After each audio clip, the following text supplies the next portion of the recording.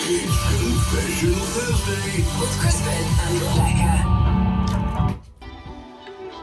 Oh man. Oh boy. Here we go. It's Confession Thursday. It's getting serious, Crispin. We got dropped. It's about to go down.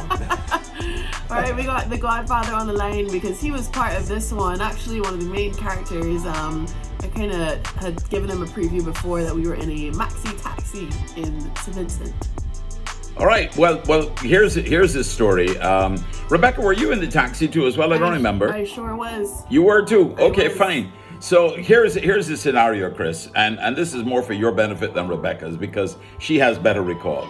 So we're staying over at Young Island, our favorite destination for a real vacation in St Vincent and the Grenadines, and there's a little channel between the two. It takes about 2 minutes to get across by the launch. Okay, so we come across, we're going Saturday morning, we figure, let's go down into Kingstown. There was a lovely Clark store in Kingstown, yes. Where you get nice Clark shoes, stuff I never saw in Barbados, and I always like to go there because I would pick up a pair of shoes and so on.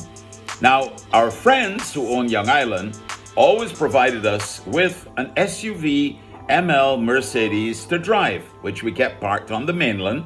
Yeah, so we could drive around in style whenever we are in St. Vincent and the Grenadines. I mean, a Mercedes? Wow, okay, great. No, this Saturday morning, Mom decides, oh no, let's do something local. Let's go in the ZR. I said, well, they don't call them ZRs here. They're Maxis, No, but let's do that. I said, but you don't travel in a Maxi at home. You would never get into one at home. You would walk first. Come on, She reminded me that she used to get into a Maxi when we lived up on the South Coast to go to the gym. So I said, okay, well, all right. You sure you want to do this? You're going to leave a Mercedes and we're going to go down to Kingstown in a Maxi. Yes. Huh? We're going local. Going local, all right. So we come across and we go up onto the main road and we wait. And sure enough, boy, you hear the music coming down. Long before you see the thing, about a half mile before, 3 minutes before you can hear the music. So this is not going to be good. Anyhow, up comes the taxi, the Maxi taxi, and I look at it and figure, that one got a pass, boy, because he's full. No. They stop. They say, come. And I hear, make space.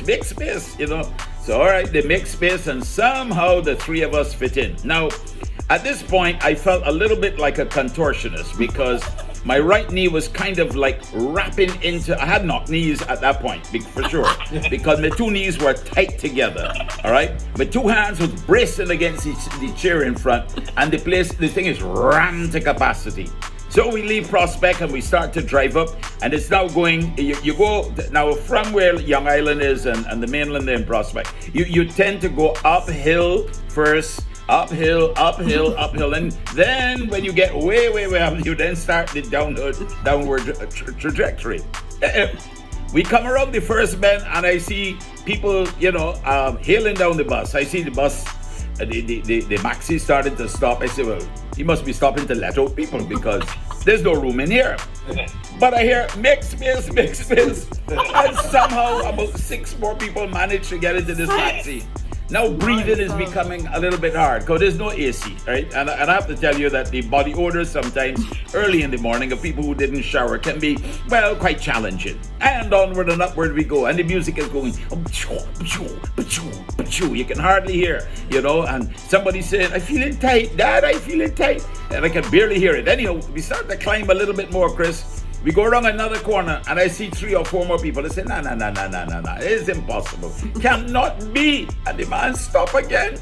And somehow, you've been shifting and think, now by this time now, not only are my 2 feet, my knees knocking each other, but my 2 hands are now holding back the strain of the seat in front of me, right? And I'm literally, because I feel like in the seat with the 20 people who are in it ahead of me is going to now land right in my lap. And I am the only one because there's 2 women here with me trying to hold on to me. And we are twisted and bent up. So my shoulders twisted south, my right shoulder headed north, my knees, turning inward. My 2 feet are bracing. My back is killing me, right? And I turn into her and saying, you're sure you didn't want to take the Mercedes, right? You're sure? But better was to come when we get up by the big traffic lights now at the top of the hill. The things stop again. I said, no, impossible, I said to the conductor. Where are they going to go? And a man, they open up the thing. And Chris, a man saying, make space. And I looking around to see, well, where can I make this space? I can't make no more space. And I look up. And when I raise up my head, I could see in front of my spectacles the sign Timberland. It was at the bottom of the man's shoes. As the man was stepping over my shoulder, literally in a pair of size 15 Timberlands. And the man lands somehow in the seat at the back. I mean, he literally stepped right over my shoulder, right? Now we're going up the final part of the hill. And the seat in front of me start to creak. And all the way to the 20 people. And the screws beginning to back off of this thing. And I there holding this straight. I said, boy, good thing I went to the gym a few times before I come down here and lift some weights. I holding more weight than I ever hold in my whole life before below. Oh my gosh. Well, thankfully, eventually, we hit the decline now. And from the ascent to the decline. The other thing about this is that when you know ZR driving in Barbados, and we know how challenging that can be, it is another thing when you're going around corners with precipice on either side, and there is gay abandon. The man is driving like if he's on the flat at Bushy Park, right? And then the barriers. No barriers, right? Precipice, right? And the music, and all I'm singing there, Lord, is, look at salvation coming here now. And I say my praise. When we finally hit Kingstown, just outside of the thing, when I stepped out of I was twisted up like a paraplegic.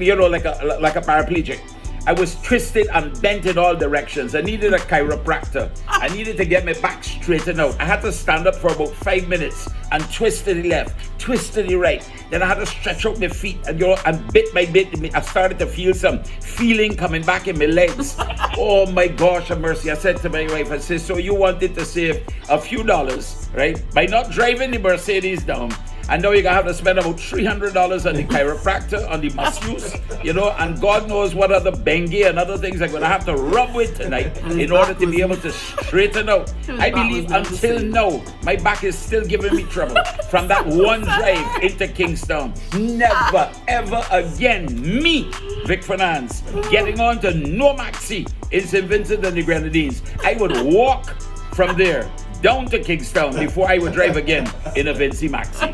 And that is my story. Yep, if it rough,